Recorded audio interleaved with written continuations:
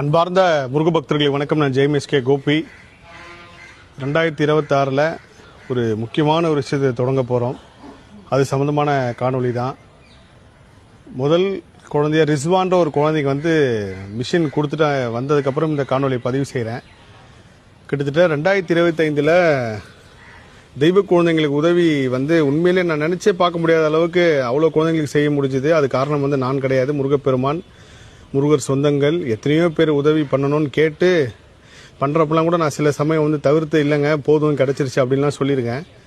அப்படி சொல்கிற அளவுக்கு முருக பக்தர்கள் உதவி பண்ணாங்க. அதில் நிறைய குழந்தைகள், அது பாம்பன் சுவாமி கோயில் கிஷோர் குழந்தையாக இருக்கட்டும், மகாலட்சுமி தெய்வ குழந்தையாக இருக்கட்டும், கிட்டத்தட்ட ஒரு 4 குழந்தைங்களுக்கு காக்லியர் மிஷின் கொடுத்தோம். அந்த காக்லியர்ன்றது நான் என்னமோ சாதாரணமாக நினச்சேன். ஆனால் அது இவ்வளோ பெரிய விஷயமா இருக்கும். ஏன்னா அரசு சார்ந்து, தமிழ்நாடு அரசு சார்பாக ஒரே ஒரு வாட்டி மட்டும் அந்த குழந்தைங்க அந்த மிஷின் கொடுக்குறாங்க. அதை அவங்க பத்திரமா பார்த்துக்கணும். ஒருவேளை அது ரிப்பேர் ஆகிடுச்சோ இல்லை தண்ணியில் போட்டவங்களோ அது சர்வீஸ் பண்ணுறது கூட ஒரு பெரிய சிரமம்.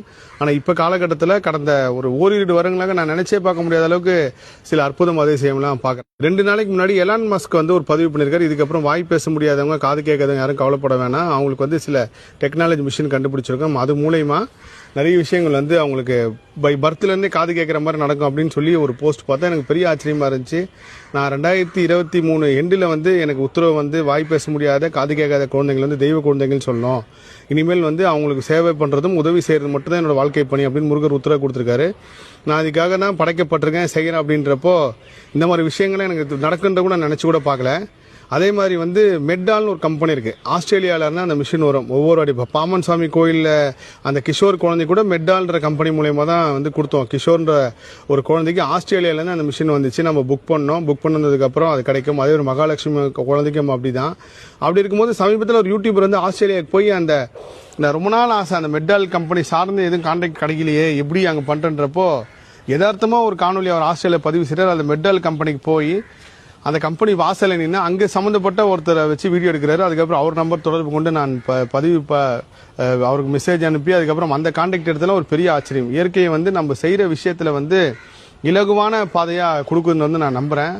அப்படித்தான் இப்போ இந்த காணொலி மூலயமாவும் ஒரு வேண்டுகோள். தெய்வ குழந்தைங்களுக்கு 11 தெய்வ குழந்தைங்களுக்கு 2026 உதவி செய்ய போகிறோம். அதில் முதல் குழந்தை ரிஸ்வானுக்கு கொடுத்துருக்கோம் காக்லியர் மிஷின். மிச்சம் 10 குழந்தைங்க இருக்குது. அதில் தன்ஷிகா, கனிஷ்கா ஆல்ரெடி இந்த குழந்தைங்களுக்கு மிஷின் புக் பண்ணியாச்சு.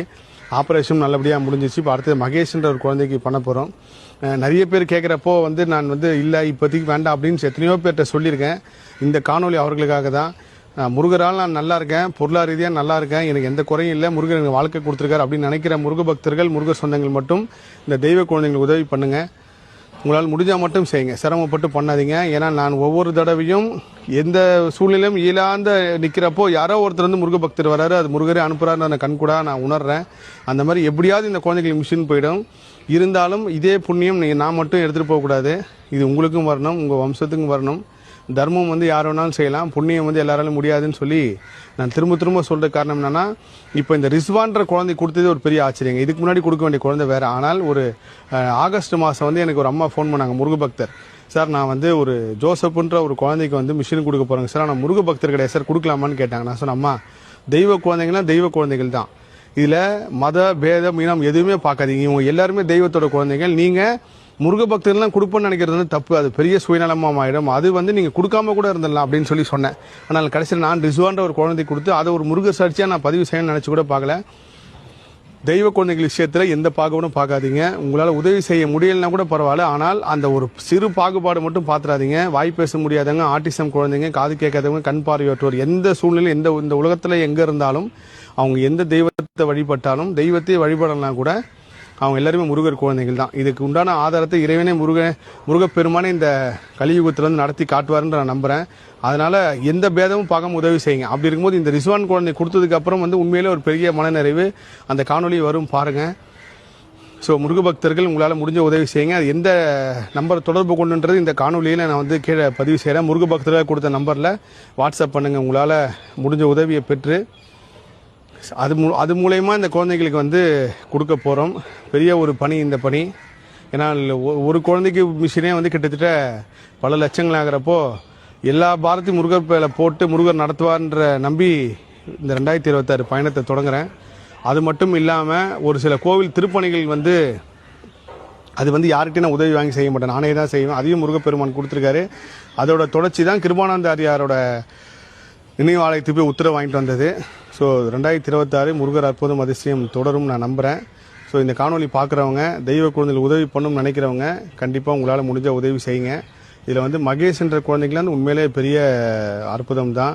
அதுக்கப்புறம் தன்சிகான்ற ஒரு குழந்தைங்க வந்து ஆப்ரேஷன் வந்து ஓரளவுக்கு முடிஞ்சிருச்சு. அதுக்குண்டான அந்த தடுப்பூசி சம்மந்தமாக எல்லா ப்ராசஸும் முடிஞ்சிருச்சு. ஜனவரி 5ஆம் தேதியிலேருந்து இந்த பணி தொடங்குறேன்னு சொல்லி நான் 2025 காணொலியில் சொல்லியிருந்தேன். அதேமாதிரி ஜனவரி 5ஆம் தேதி தான் கொடுத்துருக்கணும் இந்த மிஷினை. அது இயற்கையாகவே மாறி இன்னைக்கு செவ்வாய்க்கிழமை நடந்துருச்சு. இதுவும் முருகர் சித்தம் தான். இன்று செவ்வாய்க்கிழமை தான் அந்த குழந்தைக்கு போய் சேரணும்னு இருக்கு போல இருக்கு. முருகர் முருகர் முருகர் 1000 பேர் என்ன சொன்னாலும், என்ன உங்களை கிண்டல் கேலி பண்ணாலும், உங்கள் பக்தியை வந்து எவ்வளோ விமர்சனம் பண்ணாலும் எதையும் பொருட்படுத்தாமல் முருகரை மட்டும் நோக்கி போங்க. முருகருக்கு உங்களுக்குள்ள நடுவில் எந்த ஒரு விஷயத்தையும் வரவிடாதீங்க. ஏன்னா நீங்கள் எப்போ அந்த ஒரு வெளிமறையாக எந்த ஒளிவு மறையும் இல்லாமல் நீங்கள் போகிறீங்களோ அது ஒரு பெரிய சக்தியை உணர்வீங்க. நான் சொல்கிறது எல்லாமே ஒரு வழிகாட்டி, ஒரு விஷயத்தை மட்டும்தானே தவிர என்ன கூட அதுக்குள்ளே கொண்டு வராதிங்க. உங்களுக்கு முருகருக்கு நடுவில் ரொம்ப மகிழ்ச்சி.